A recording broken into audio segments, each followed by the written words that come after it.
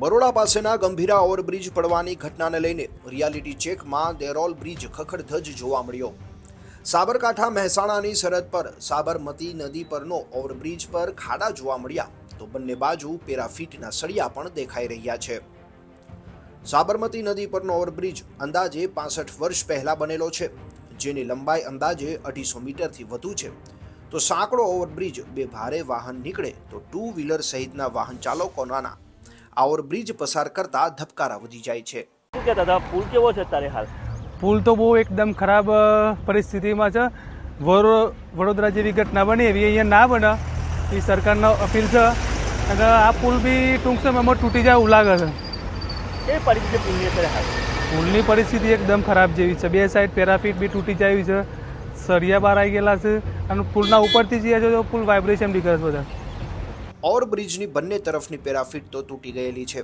જ્યારે ઓવરબ્રિજ પર ઊભા હોઈએ ત્યારે વાહનો પસાર થાય છે, જેને લઈને ડર લાગે છે।